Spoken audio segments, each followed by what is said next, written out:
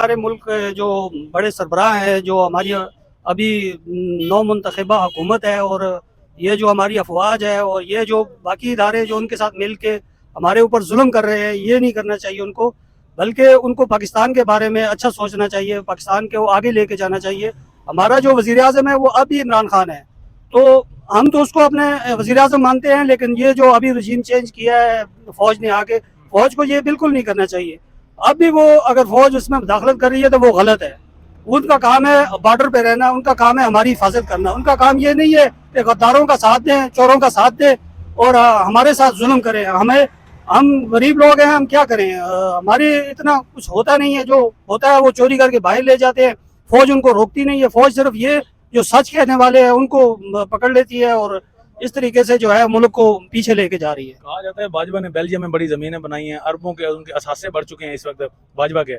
کیسا لگا آپ کو باجوہ کا ٹینیور جو اس نے تین سالہ پہلے گزارا، اس کے بعد ایکسٹینشن بھی لی انہوں نے؟ نہیں، وہ تو ہمارے جو باجوہ صاحب تھے اب تو دفع ہو گئے ہیں، لیکن کہنے کا مقصد یہ ہے کہ انہوں کو جو پیسے ان کو ملے ہیں وہ اپنی زندگی پہلے بھی عیاشی سے گزار رہے تھے، فوج میں سربراہی کے طور پہ عیاشی میں گزار رہے تھے، اب ریٹائرمنٹ کے بعد بھی ان کے پاس پیسہ تو کافی ہے، لیکن جو عوام کے لیے انہوں نے کیا ہے وہ اچھا نہیں کیا، وہ عوام کے ساتھ ظلم کیا ہے، بلکہ اس نے جو ظلم کیا اس کے پیچھے جو بیٹھے ہیں وہ بھی ابھی ظلم کر رہے ہیں کہ ہمارے منتخب وزیر اعظم کو انہوں نے ہٹایا ہے، اور اس کے بعد جو چوروں کو لا کے بٹھایا ہے، اور جو نیب والوں نے جو پہلے ان کے خلاف جو کیے ہوئے کیس تھے وہ ختم کرائے ہیں۔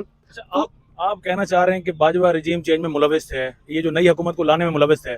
خبریں تو یہ بھی ہیں کہ باجوہ نے کبھی انڈین سانگ ہی نہیں سنا، باجوہ تہجد گزار تھے۔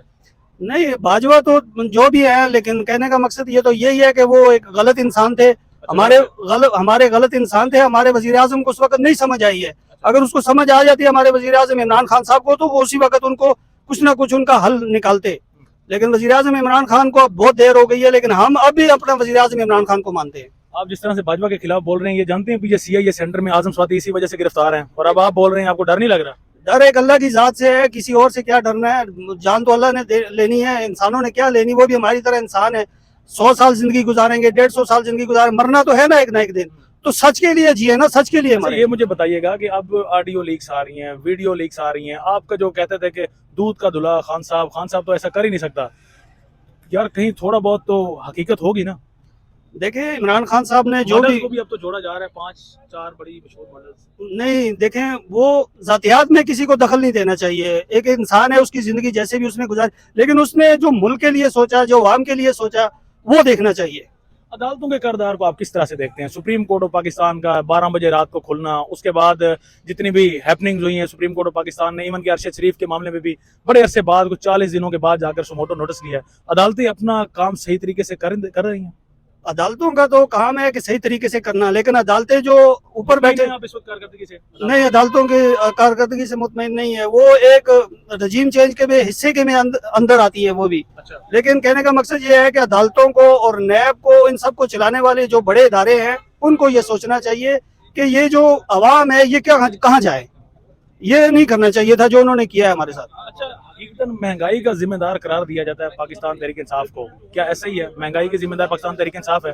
کیونکہ آپ نے بھی 3.5 سالہ دور سے پہلے بھی آپ نے حکومتیں دیکھی ہیں، یہ 8 ماہ کی حکومت بھی آپ دیکھ چکے ہیں۔ جی، یہ حکومت جو ہے بالکل بھی جو ابھی آئی ہے یا اس سے پہلے 3.5 سال ہماری حکومت تھی عمران خان صاحب کی، تو ان کو کھانے نہیں دے رہا تھا، کسی کو بھی نہیں کھانے دے رہا تھا، نہ خود کھا رہا تھا نہ کسی کو کھانے دے رہا تھا۔ وہ غصہ اب عوام سے نکال رہے ہیں، وہ کہہ رہے ہیں کہ جو انہوں نے 3.5 سال روکا ہوا تھا وہ اب ہم زرداری کی طرح چوری کریں گے، عوام سے پیسہ نکالیں گے اور باہر جا کے عیاشی کریں گے۔